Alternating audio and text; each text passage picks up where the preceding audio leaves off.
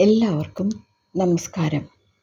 ഇന്ന് ഞാൻ പറയാൻ പോകുന്നത് ഗുരുവായൂർ ക്ഷേത്രത്തിലെ ഭഗവതി നടയിൽ തൊഴുത് പ്രദക്ഷിണം വച്ച് ശ്രീകോവിലിൻ്റെ വടക്ക് കിഴക്കേ മൂലയിലെത്തുമ്പോൾ വടക്ക് പടിഞ്ഞാറ് ഭാഗത്തേക്ക് നോക്കി തൊഴുന്നതിൻ്റെ ഐതിഹ്യത്തെക്കുറിച്ചാണ്. പണ്ട് പദ്മകൽപ്പത്തിൻ്റെ ആദിയിൽ സൃഷ്ടികർമ്മത്തിൽ ഏർപ്പെട്ടുകൊണ്ടിരിക്കുകയായിരുന്ന ബ്രഹ്മാവിന് മുന്നിൽ മഹാവിഷ്ണു പ്രത്യക്ഷപ്പെട്ടു. തനിക്കും തൻ്റെ സൃഷ്ടികൾക്കും കർമ്മബന്ധം കൂടാതെ മുക്തിപ്രഭാവമുണ്ടാകാൻ ഒരു അവസരം വേണമെന്ന് ബ്രഹ്മാവ് അഭ്യർത്ഥിച്ചപ്പോൾ മഹാവിഷ്ണു തൻ്റേതു തന്നെയായ ഒരു വിഗ്രഹം തീർത്ത് അദ്ദേഹത്തിന് സമ്മാനിച്ചു.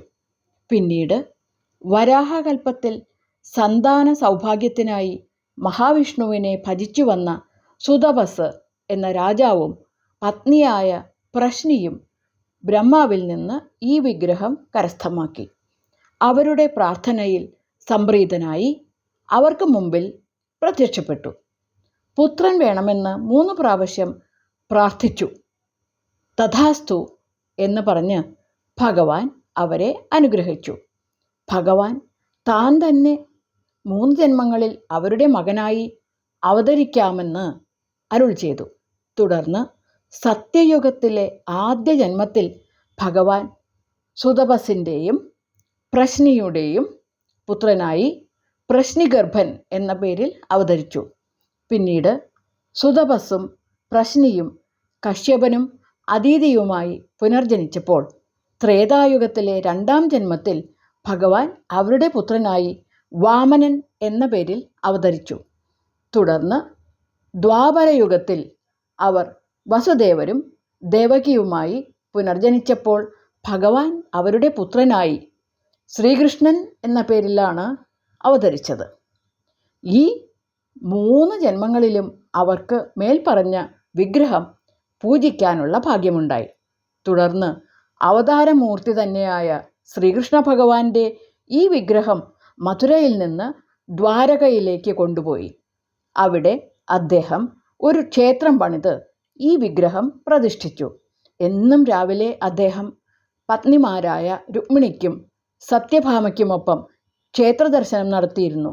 ഒടുവിൽ ദ്വാപരയുഗം കഴിഞ്ഞ് ഭഗവാൻ സ്വർഗാരോഹണത്തിന് ഒരുങ്ങുമ്പോൾ തൻ്റെ ഭക്തനായ ഉദ്ധവരോട് താൻ പൂജിച്ച വിഗ്രഹമൊഴികെ മറ്റെല്ലാം നശിക്കുന്ന ഒരു പ്രളയം 7 ദിവസം കഴിഞ്ഞുണ്ടാകുമെന്നും അതിൽ രക്ഷപ്പെടുന്ന വിഗ്രഹം ദേവഗുരുവായ ബൃഹസ്പതിയെയും വായുദേവനെയും ഏൽപ്പിക്കണമെന്നും അറിയിച്ചു. ഉദ്ധവർ പറഞ്ഞതുപോലെ തന്നെ ചെയ്തു. കടലിൽ നിന്ന് പൊക്കിയെടുത്ത വിഗ്രഹവുമായി ബൃഹസ്പതിയും വായുദേവനും സഞ്ചരിക്കുന്ന വഴിയിൽ ഭാർഗവ ക്ഷേത്രത്തിൽ ഒരിടത്തെത്തിയപ്പോൾ പാർവതീ പരമേശ്വരന്മാരുടെ താണ്ഡവ നൃത്തം ദർശിച്ചു. തുടർന്ന് അവരുടെ അനുമതിയോടെ വിഗ്രഹം പ്രതിഷ്ഠിച്ചു. ഗുരുവായ ബൃഹസ്പതിയും വായുദേവനും ചേർന്ന് മഹാവിഷ്ണു പ്രതിഷ്ഠ നടത്തിയ സ്ഥലം ഗുരുവായൂരും അവിടുത്തെ പ്രതിഷ്ഠ ഗുരുവായൂരപ്പനുമായി മാറി. ഈ പുണ്യമുഹൂർത്തത്തിൽ പങ്കെടുത്ത പാർവതീ പരമേശ്വരന്മാർ പിന്നീട് ശക്തി പഞ്ചാക്ഷരി ധ്യാന രൂപത്തോടെ മമ്മിയൂരിൽ സ്വയംഭൂവായി അവതരിച്ചു. ഇന്ന് ഗുരുവായൂരിൽ പോകുന്ന ഭക്തർ മമ്മിയൂരിലും പോയാലേ യാത്ര പൂർണ്ണമാകൂ എന്ന് പറയുന്നതിന് കാരണം ഇതുതന്നെ.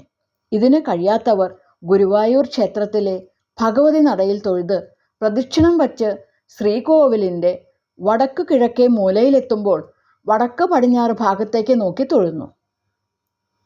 നന്ദി.